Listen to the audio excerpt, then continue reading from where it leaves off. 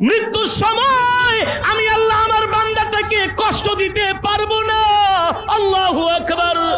আমার বান্দা ঠান্ডা পানি দিয়া ওযু করে ফজরের নামাজ পড়ছে, দুনিয়ার সব মানুষ ঘুমায়া ছিল, আমার বান্দা ঠান্ডা পানি দিয়া ওযু করে তাহাজ্জুদের নামাজ পড়ছে। আমার বান্দা মসজিদের কোনায় বৈশা বৈশা জিকির করছে, আমার বান্দা মসজিদের কোনায় বৈশা কোরআন তেলাওয়াত করছে। আমার বান্দা দুনিয়াতে কোনো আদনা থেকে আদনা গুনাহ করে নাই, এমন কোনো কাজ করে নাই আমি আল্লাহ খুশি হব, আমি আল্লাহ রাগ করব, বেজার হব। এ মালাকুল মউত শোন শোন, আমার বন্ধু আমার পেয়ারা বান্দা এখন ইন্তেকাল করবে, আমার সাথে সাক্ষাৎ করবে। আমি চাই না সাক্ষাতের সময় আমার বান্দা কোনো কষ্ট পাক, ঠিক কিনা বলি? আপনার বাড়িতে আমার বাড়িতে যদি কোনো মেহমান আসে কি করি? শুধু আপ্যায়ন না, মেহমানের হাত ধরে আস্তে করে নিয়ে আসি। কথা কোন? যদি কোনো উঁচু নিচু জায়গা থাকে মেহমানকে বলি আপনার হাতটা আমাকে দেন যাতে আপনার শরীরে চোট না লাগে। মেহমান কিন্তু আপনার চাইতেও আরো বেশি শক্তিশালী, তারপরও মেহমানকে সম্মান। সুবহানাল্লাহ। করি কি করি না? মেহমানের সাথে নরম ভাষায় কথা বলি, ঠিক কিনা বলেন? সালামু আলাইকুম, কেমন আছেন বিআই সাহেব? কোমল ভাষায় নরম ভাষায় বিআইয়ের সাথে কথা বলি, কারণ বিআই আমার মেহমান। অনেকদিন পরে বিআইয়ের বাড়িতে আসছে, কোনো কষ্ট দেওয়া যাবে না, ঠিক কিনা বলেন? বিয়ের জন্য অনেক আইটেমের খাবার রান্না করা হয়। ও যুবক ও মুসলমান, আমি আপনাদেরকে কিভাবে বুঝাবো? যারা দুনিয়ার জমিনে আল্লাহর গোলামি করে তারা হলো আল্লাহর মেহমান। আল্লাহু আকবার। তারা হলো আল্লাহর মেহমান। আল্লাহ তাদেরকে কোনো কষ্ট দিতে পারে না, ঠিক কিনা বলেন? এই কারণে মালাকুল মউতকে বলে দেয় সাবধান, আমার মেহমানকে ন্যূনতম কোনো কষ্ট দেওয়া, আমার মেহমানের রূহটা সম্মানের সাথে বের করে আমার কাছে নিয়ে আসবা। সুবহানাল্লাহ। আরো জোরে বলেন সুবহানাল্লাহ। এবার মালাকুল মউত জান্নাতি বান্দার কাছে আয়েশা বলে, ইয়া আইয়াতুহান নাফসুল মুতমাইন্না, ইয়া আইয়াতুহান নাফসুল মুতমাইন্না, ইরজিই ইলা রাব্বিকি রাদিয়াতাম মারদিয়া ফাদখুলি ফি ইবাদি ওয়াদখুলি জান্নাতি। এ জান্নাতি আত্মা বের হয়ে আয়, এ আল্লাহর পেয়ারা বান্দার আত্মা বের হয়ে আয়, এ আল্লাহর পেয়ারা বান্দার আত্মা বের হয়ে আয়। আল্লাহ তোমার উপর খুশি, তুমিও আল্লাহর উপর খুশি। আল্লাহু আকবার। তোমার রব তোমার উপরে খুশি, আর তোমার রব তোমাকে জান্নাতের মধ্যে এমন নিয়ামত দিবে, নিয়ামত দেখা তুমিও হবে খুশি। সুবহানাল্লাহ। বের হইয়া আয়, বের হইয়া আয়। ইরজিই ইলা রাব্বিকা রাদিয়াতাম মারদিয়া। তুমি তোমার রবের সন্তুষ্টি অর্জন করছো, এবার তুমি তোমার রবের কাছে আসো, রবের কাছে আসো। এই কথা যখন মালাকুল মউত বইলা তার থুতনির কাছে, নাকের কাছে যখন জান্নাতের শুভ্র রুমালটা ধরে আস্তে কইরা জান্নাতের খুশবু ঘেরান পাওয়ার সাথে সাথে এক টান দিয়া ঘুমায় যায়, একটা মুস্কি হাসি দেয়। সুবহানাল্লাহ। এই কারণে দেখবেন জান্নাতি মানুষরা ইন্তেকালের সময় মুস্কি মুস্কি হাসে, কি হাসে না? তাদের কপাল ঘেমে যায়, তারা অস্থির হয় না। পাশে থাকলে বলে আমাকে কালেমার তালকিন দাও, আমার পাশে বসে সূরা ইয়াসিনের তেলাওয়াত করো। আকাশের দিকে আঙ্গুল তুলে বলে এক আল্লাহর প্রতি আমি ঈমান আনছি। আল্লাহু আকবার। সেই রবের কাছে ফিরে যাচ্ছি। সন্তানদেরকে বলে যদি সন্তানরা নেককার হয়, এ তোমরা কান্নাকাটি করো না। বলে কি বলে না? তোমরা কান্নাকাটি করো না, আমার পাশে বসে ইয়াসিন সূরার তেলাওয়াত করো, আমাকে কালিমার তালকিন দাও। আর শোনো শোনো, আমার ইন্তেকালের পরে দেরি করবা না, অল্প সময়ের মধ্যে আমাকে কবর দিয়া দিবা, ঠিক কিনা বলেন? এই কারণেই তো ফাকিহুল মুহাদ্দিসিন আব্দুল্লাহ ইবনুল মুবারক রাহমাতুল্লাহি আলাইহি ইন্তেকালের সময় মুস্কি মুস্কি হাসতেছে। তার সন্তান তাকে 3 দিন পরে স্বপ্ন দেখলেন, তার সন্তান ঘুমের মধ্যে বাবাকে প্রশ্ন করলেন, ও আমার বুজুর্গ পিতা, আমি দেখলাম ইন্তেকালের সময় আপনি মুস্কি মুস্কি হাসতেছেন, কারণটা কি?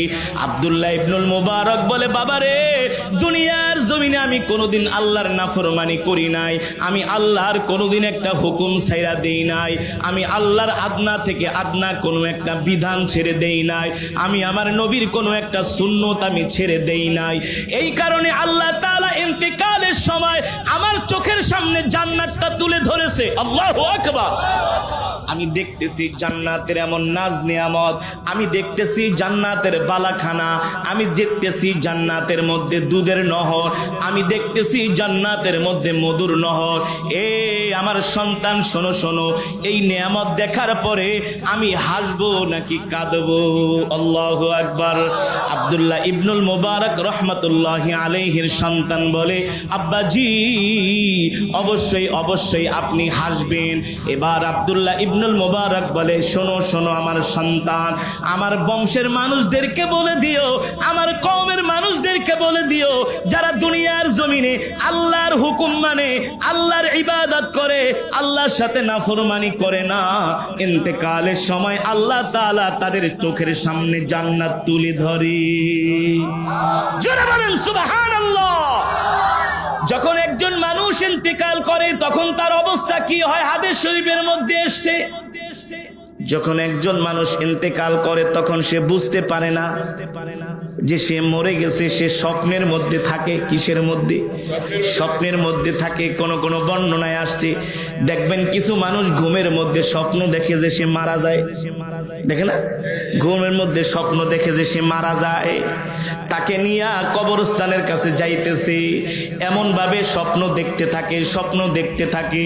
যখন তাকে গোসল করায় তখনও মনে করে স্বপ্ন, যখন তাকে খাটিয়ার মধ্যে উঠায় তখনও মনে করে স্বপ্ন, যখন তাকে জানাজার নামাজ পড়ায় তখনও মনে করে স্বপ্ন, যখন তাকে একেবারে খাটের মধ্যে কইরা কবরের কাছে নিয়ে যায়, যখন দুইজন মানুষ কবরের মধ্যে লাফ দিয়ে পড়ে, আর তার লাশটা যখন দুই দিক থেকে গামছা দিয়া তার কবরের মধ্যে রাখা হয়, কবরের মধ্যে রেখে যখন তার কবরের উপরে বাঁশের চাটাই বিছিয়ে দেওয়া হয়, তারপরে কলা পাতা দেওয়া হয়, তারপরে যখন মানুষগুলো মাটি দেয় আর বলে, মিনহা খলাকনাকুম ওয়া ফিহা নুঈদুকুম ওয়া মিনহা নুখরিজুকুম তারাতান উখরা,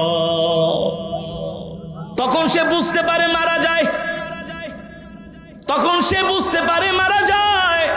তখন বলে, আমাকে তোমরা ছেড়ে যেও না, আমি এই অন্ধকার কবরে একা একা কিভাবে থাকবো? যদি সে জান্নাতি হয়, নেককার হয়, কোরআন প্রেমিক হয়, কোনো চিন্তা করে না।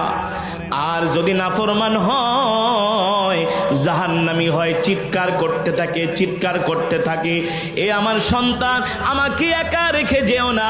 ও প্রিয়তমা স্ত্রী, তোমার সাথে 50 বছর সংসার করলাম, তুমি আমাকে একা একা কিভাবে কবরের মধ্যে রাইখা যাও? এভাবে রেখে যেও না, আমি এই অন্ধকার কবরে একা একা থাকতে পারবো না। যদি সেই আল্লাহওয়ালা হয়, কোরআন প্রেমিক হয়, কবরের মধ্যে শোয়ানোর সাথে সাথে আল্লাহর কোরআন তার কবরের মধ্যে এসে হাজির হয়ে যায়। ইযা উদিআল মাইয়িতু ফি কবরিহি জাআল কুরআনু ইনদা রাসিহি, আল্লাহর কোরআন ডাক দিয়া বলে, বন্ধু তুমি চিন্তা করবা না, টেনশন করবা না, তোমার কোনো ভয় নাই, তোমার কোনো চিন্তা নাই, আমি কোরআন তোমার সাথে আছি। জোরে বলেন সুবহানাল্লাহ। এবার আল্লাহর কোরআন তার মাথার কাছে বসে থাকে, অন্ধকার কবরটা আল্লাহর কোরআন আলোকিত করে দেয়। আল্লাহ, কারণ ওই কবরের মধ্যে নাই কোনো বাতি, নাই কোনো সাথী, আছে নাই কোনো বিছানা। আল্লাহ আল্লাহ। একটু চোখটারে বন্ধ করে একটু মনে মনে ভাবেন, এখন মরে গেলে আপনার আমার লাশটা ঘরের মাঝখানে শোয়ায়া রাখবে না, একটা সাদা কাপড় দিয়া শোয়ায়া রাখবে, আত্মীয় স্বজন আইসা মুখের কাপড়টা সরাবে, কান্না করবে, কিন্তু হাঁটারও ক্ষমতা নাই, ওঠারও ক্ষমতা নাই, চোখ খোলারও কোনো ক্ষমতা নাই। ঠিক কিনা বলেন? বেশির থেকে বেশি সকাল 9টা পর্যন্ত ঘরে রাখবে, সকাল 9টার পরে 4-5 জনে ধইরা উঠানের মধ্যে নামাবে। আল্লাহ, উঠানের মধ্যে নামায়া আপনাকে আমাকে গরম পানি দিয়া গোসল করায়া, কাফনের কাপড় পরায়া জনমের বিদায় দিয়া দিবে। কষ্ট করে ঘর বানাইছেন, ঘরের জায়গায় ঘর পড়ে থাকবে, ব্যবসার জায়গায় ব্যবসা পড়ে থাকবে, গাড়ির জায়গায় গাড়ি পড়ে থাকবে, মোটরসাইকেলের চাবিটা জায়গার মধ্যে পড়ে থাকবে, মানি ব্যাগটা ডয়ের মধ্যে পড়ে থাকবে, ঘড়িটা টেবিলের উপরে পড়ে থাকবে। ওই কবরে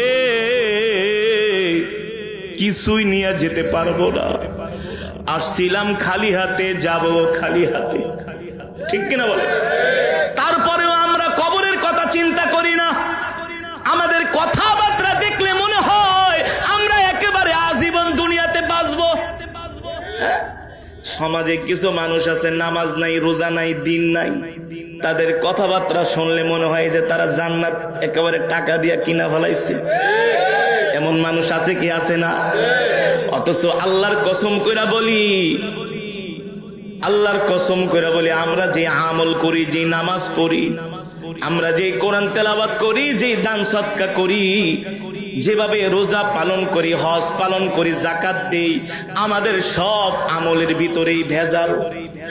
এই আমল দিয়ে আমরা জান্নাতের ধারে কাছেও যেতে পারবো না। পারবো? যদি আল্লাহ আমাদেরকে বিনা হিসাবে মাফ না করে দেয়, হিসাব নিকাশ ছাড়া যদি আল্লাহ আমাদেরকে জান্নাত না দেয়, তাহলে আমাদের জান্নাতে যাওয়া সম্ভব? অথচ আল্লাহর পয়গম্বরের সাহাবীরা কোনোদিন একটা গুনাহ করে নাই, তারপরেও তারা কবরের চিন্তায় পেরেশান থাকতো, ঠিক কিনা বলেন? মানুষ কিভাবে নাক টাইনা ঘুমায় নামাজ না পড়া? মানুষ কিভাবে দুনিয়ার পিছনে ঘুরে আল্লাহর হুকুম না মাইনা? কারণ এই পৃথিবীতে তো আমাদের আসল জায়গা না, স্থায়ী ঠিকানা না। এই পৃথিবীতে আমরা সবাই হলাম অস্থায়ী, ঠিক কিনা বলেন? এই যে মাহফিলে আসছি, মাহফিল থেকে বাড়ি পর্যন্ত যেতে পারবো কিনা সেটারও কোনো গ্যারান্টি নাই। আছে? জোরে বলেন, আছে?